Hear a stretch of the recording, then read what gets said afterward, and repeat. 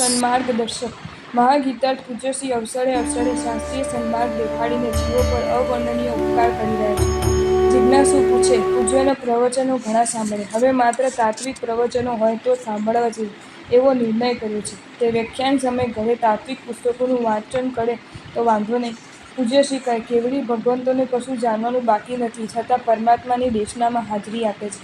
નવું જાણવાનું મળે તો જ પ્રવચન સાંભળવું તેવું નથી, પણ પ્રવચન શ્રવણ શ્રાવકનો એક આચાર હોવાથી તમારે પ્રવચનમાં અવશ્ય હાજરી આપવી. એક મુનિને પિંડ વિશુદ્ધિ ગ્રંથનો અભ્યાસ ચાલુ હતો. પૂજ્યશ્રી કહે, ગ્રંથના વાંચન વખતે મુનિ કરતા ટીકાકારના નામની એક માળા ગણવી. એ મહાપુરુષોના નામના પ્રભાવે દેવો સહાય કરે, જ્ઞાનાવન્ય કર્મની સાથે મોહનીય કર્મનો પણ ક્ષયોક્ષમ થાય. ચાલુ તપમાં સમાધિનો ભંગ થવાની શક્યતા હોય તો શું કરવું? પૂજ્યશ્રી કહે, શક્તિ અને સત્વ પહોંચે તો તપ પૂરો કરવો, કદાચ ખેંચીને પણ પૂરો કરવો, પણ સમાધિ ટકી જ રહેવી જોઈએ. મન સતત દુર્ધ્યાનગ્રસ્ત જ રહે તો ચાલુ તપમાં પણ ગીતાર્થ અનુધ્યાન પૂર્વક પારણું કરવું. જો સમાધિ ખાતર તપમાં પણ પારણું થઈ શકે તો સકાશી સંઘની સમાધિ ખાતે શું શું ન કરવું પડે. અનેક વિષયો અંગે પૂજ્યશ્રીઓ દર્શાવેલી વિવિધ સન્માર્ગની ઝલક માનીએ. શ્રી તીર્થંકર ગંધર્વ પ્રસાદક મમ વૈરાગ્યમ શાંતિ. સમાધિ પ્રસન્નતા આપત્તિ નિવારણમસ્તુ 108 વાર બોલવાથી સર્વ પ્રકારે શાંતિ પ્રસન્નતા મળે, આરાધનામાં વિકાસ થાય. સવારે પૌષધના વિધિ તરીકે સ્નાન નથી. પૌષધના દિવસે જીન પૂજા કરતાં આજ્ઞાપાલનનું વધુ મહત્વનું છે. અધિષ્ઠાયક દેવની પૂજા સાધર્મિક વ્રત, તિલકથી, વસ્ત્રથી, આભૂષણથી, પુષ્પમાલાથી થાય. બાકીની પૂજા કરવાથી ભવિષ્યમાં મિથ્યાત્વ પ્રચારની શક્યતા હોતી ન કરવી. જીન પૂજા કરનાર ગુરુ પાસે ન જાય.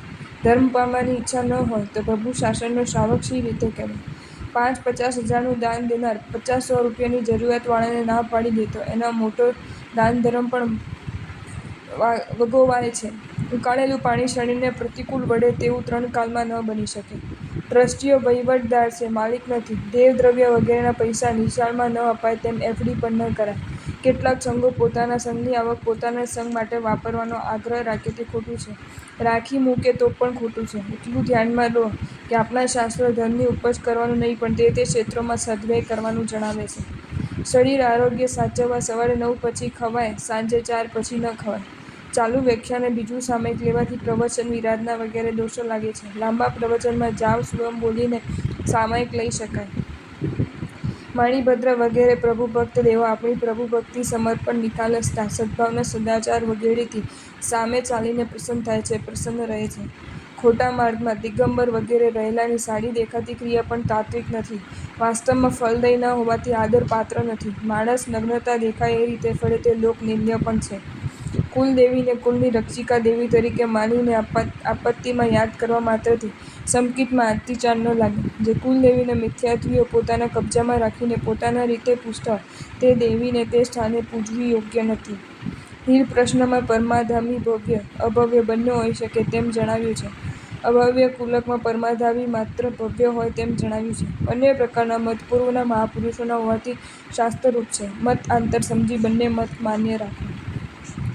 શ્રી આવશ્યક ચૂર્ણિમા કહે છે, પ્રભુની જેમ ધર્મનિષ્ઠ જીવો પણ નમો તીર્થસ્ય બોલીને વ્યાખ્યાન શ્રવણ કરે.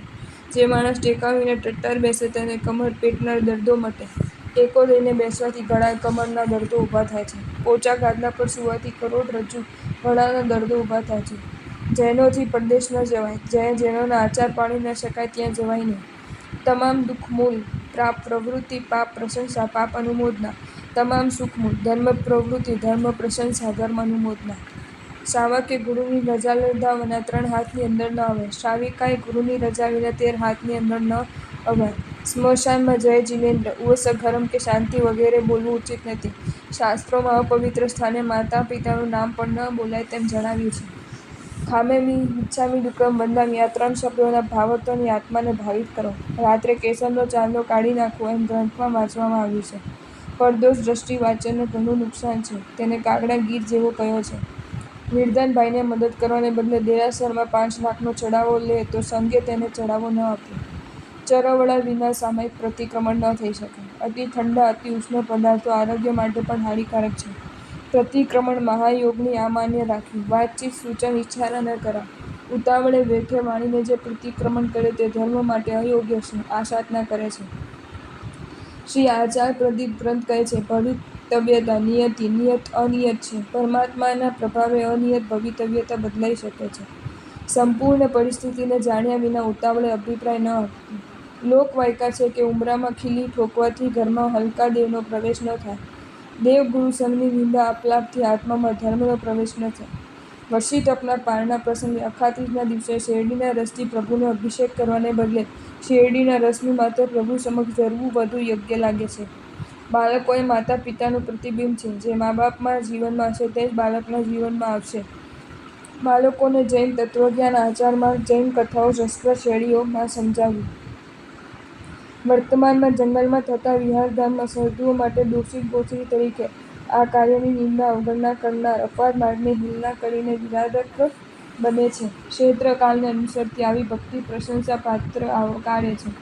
આખી રાત પંખાની હવા ખાઈને પગ વગેરે અંગોમાં વાયુ વધવાથી વાનો દુખાવો વગેરે રોગો થાય છે. ઉત્સાહને ભાંગી નાખવામાં ઉકળાટ મોટો ભાગ ભજવે છે. માટે ક્યારેય ઉકળાટથી કામ ન કરવું. ઉકળાટ ત્યાં અશાંતિ. ઘરમાં પ્રતિક્રમણ કરનારને 1 રૂપિયા જેટલું ફળ મળે. ઉપાશ્રયમાં પ્રતિક્રમણ કરનારને 500 રૂપિયા જેટલું ફળ મળે. અતિ અનિષ્ટ સ્વાદવાળી સંપ્રદાયથી માનવે જીભને રુચિકારક ન હોય તે વસ્તુને દવા વગેરે અનહારી કહી શકાય. સાધુપણું, અંગપૂજાનો ત્યાગ. નિર્ગ્રંથતા સાથે અંગપૂજા સંગત ન હોવાથી ગુરુપૂજનની જરૂર નથી. જ્ઞાનની પૂજામાં ગુરુની પૂજા આવી જાય. ગુરુની સમક્ષ ગૌલીમાં સિદ્ધશિલા જરૂર છે. કારણ કે આ ક્રિયાથી અંતિમ ફળ મોક્ષ રહે છે. આ ગુરુભક્તિની ક્રિયા મોક્ષરૂપ ફળ માટે સમર્થ છે. ગુરુવંદનની વિધિમાં આવતા ઈચકાર સોરાઈ સૂત્રમાં પાઠ અખંડ રાખવા માટે સાંજે પણ ભાત પાણીનો લાભ દેશોથી બોલવું. બધા ગુણો મેળવવા, આરાધનાના વિઘ્નો તોડવા, અંતરાયોને નિર્મૂલ કરવા, પ્રભુભક્તિ, સાધુસેવા, સંઘપૂજા મુખ્ય બનાવી. આ વાત વૈરાગ્ય કલ્પલતા ગ્રંથના પ્રથમ સ્તબકની 75મી ગાથામાં જણાવી છે. શાંતિ સ્નાત્રમાં જેમ દેવોને બાકલા નખાય છે તેમ જન્મવાચનમાં શુદ્ર દેવો પ્રસન્ન થાય માટે નાળિયેર ફોડવાનો રિવાજ છે. આથી તે દેવોથી સંઘનો ઉપદ્રવ ન કરે, સહાય કરે. તે નાળિયેર પાણી વગરનું ન ચાલે. બેઠાડું જીવન, આઘાત, સંકલ્પ, વિકલ્પો, ચિંતાઓ વગેરેથી વીર્ય ઘટે. જેડિયાઓની તાકાત કેવળ જ્ઞાન આપવાની છે તો એ શું અવધિ જ્ઞાન સંવેગભાવ ન આપી શકે? શ્રદ્ધાની ખામી છે. મનની શક્તિ વધારવા, શરીરનું પાચનતંત્ર મજબૂત કરવું. પાચનતંત્રને મજબૂત કરવા હલવું સુપાચ્ય, અલ્પ ભોજન, યોગ્ય વ્યાયામ, પ્રાણાયામની આવશ્યકતા છે. સશક્ત માણસનું મન સામાન્યથી મજબૂત હોય. આપ ભલા તો જગ ભલા. સ્વ-સુધારમાં સરૂનો સુધાર રહેલો છે. રાત્રે તિર્યાળ ધુવિયાર કરનારને 10-11 વાગ્યા સુધીમાં પાણી, દવા વગેરે પતાવી દેવું.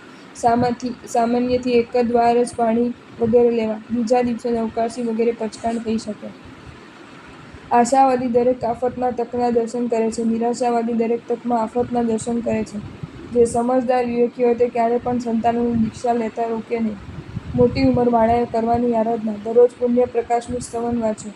નાના મોટા પાપોની પ્રશંસા ન કરવી. ટીવી વિડીયો છાપા બંધ કરવા. બાળ વ્રત લઈને પાળવા. રોજ નવકાળની 5 બાંધી માળા ગણવી. ગુસ્સો ના થાય તેની સતત કાળજી રાખવી. કોઈની નિંદા ન કરવી. રાત્રિ ભોજન ન કરવું. સંસારના બધા વ્યવહારોથી શક્ય એટલું અલિપ્ત રહેવું. સર્વત્ર સંઘની આરાધનાની 2 વાર અનુમોદના કરવી. ક્રોધ ન થાય તો શાંત રાખવાનો અદભુત ઉપાય. ક્રોધ કર્યા વિના જેટલું બગડે એના કરતાં ક્રોધ કરવાથી અત્યંત વધારે બગડે છે. ક્રોધથી બહારનું અંદરનું બંને બગડે છે. ક્રોધથી દુર્ગતિની પરંપરા, અશાંતિ, રોગ, શોક, દુઃખ મળે છે. ક્રોધથી માન જાગવાથી બંને ભેગા થવાથી ભારે નુકસાન થાય છે. ક્રોધ વિપાકના શ્લોકોનો વારંવાર પાઠ ચિંતનથી ક્રોધ મુક્તિનો આનંદ માણવા મળે છે. બાળકોને પરાણે પણ કરાયેલો ધર્મ લાભદાયી નીવડે છે. અનિચ્છાએ દવા લેવાય તો પણ આરોગ્ય આપે છે. શુભ દિવસ કરાયેલો શુભ સંકલ્પે આત્મગુણોને પ્રગટાવીને આત્મદોષોને નમલા પાડે છે. જૈનેતર મંદિરમાં જીન પ્રતિમાના દર્શને સાવકે જાય તો વ્યવહાર દૂષિત થાય. જૈનો પણ અમારા મંદિરે આવે છે. આ પ્રચાર કરીને જૈનેતરે પોતાના દેવનો મહિમા વધુ ગાવા લાગ્યા. કર્મ કે બીજી વ્યક્તિ બહારનું બગાડે છે પણ મન તો જાતે જ બગાડીએ છીએ. જે માણસ પારકી પંચાયત જ કર્યા કરે તે બધાનો દુશ્મન બને. સારા આચારવાળા જીવો સાથે હળીમળીને રહેવું. નબળા આચારવાળા જીવોની ઉપેક્ષા, સાવધાની રાખવાની પણ નિંદા કે અરુચિ કરવી નહીં. શાસ્ત્ર સાચું બોલવું જ જોઈએ તેમ નથી કહેતા પણ ખોટું ન જ બોલવું તેના પર ભાર મૂકે છે. જેને છૂટા હાથે આપવાનું મન થાય તેનું ધન સાર્થક છે. ભગવાનના કોઈ પણ ક્ષેત્રની સેવા આદરથી જીન નામ કર્મ બંધાઈ શકે.